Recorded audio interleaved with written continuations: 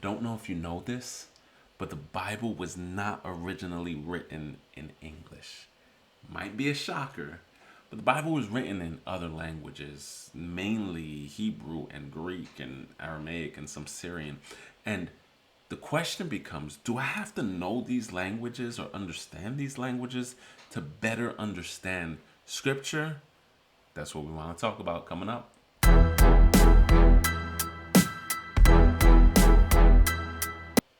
What is up, everyone? I'm Reynaldo Ramos with VineMedia, where we help you get connected to the vine that is Jesus. Today, we want to look at biblical languages, and we're not going to get too deep in it because this is way too big of a subject to try to get deep into. But I just wanted to touch base really quickly on answering the question: is it important for me to learn or study Greek or Hebrew to better understand Scripture?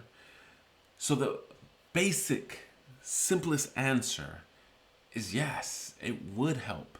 It would greatly help if you knew the original language and that you could read it and you could understand it, and the text could become so much more beautiful and open and make so much more sense. Yes, it would help. Now, the conversation cannot end there because people dedicate their lives, seriously, they dedicate their lives trying to understand and master these languages. Not even all of them, just one. And it's so difficult. If you know two languages or you understand two languages, you'll understand the importance of knowing the two languages when it comes to translation.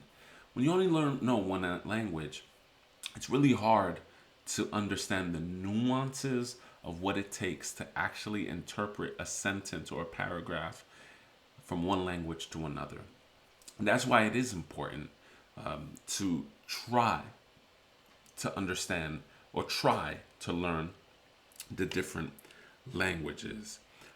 And so here's what I will leave with you, because I'm not just going to leave you stranded there. Two resources that I think could help you because we all can't dedicate our lives to mastering Hebrew or Greek, and we can't all jump into seminary and spend years learning from someone who's mastered to then take it to us.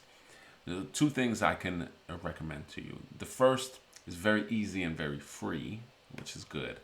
BlueLetterBible.com.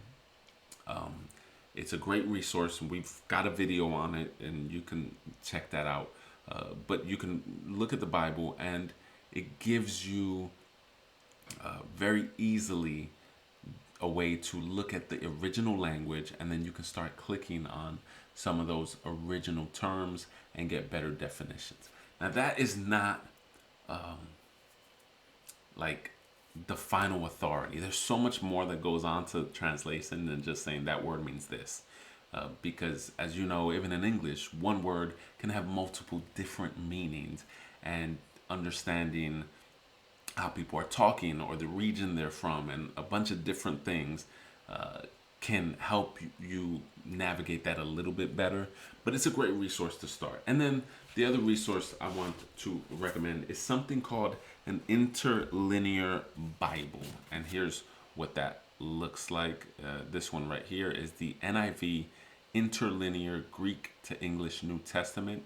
It's only the New Testament because Greek was for the New Testament, not the Old. And so this is a great resource because this allows you to see exactly what it looks like in the original language. And so it's a really cool resource to kind of see the interpretive process and the translation process from the original language to English. Again, that's not a one-all. That's not going to give you definitions. That's not going to teach you the language. It's just a really cool resource to kind of see and navigate that. And so, is it important? Yes, it's important. Can everyone do it? No, and not everyone can do it. But if we can try our best to grow and learn every day, I think it could help us with our biblical understanding and our biblical research and our biblical study and our personal journeys. And so I encourage you in any way not to try to get your master's degree in the language, but try to start learning as much as you can through free resources to better understand the translation and interpretation process that comes with studying scripture. And so I encourage you to do that, and I pray that you stay connected to the vine that is Jesus, and we will see you next time.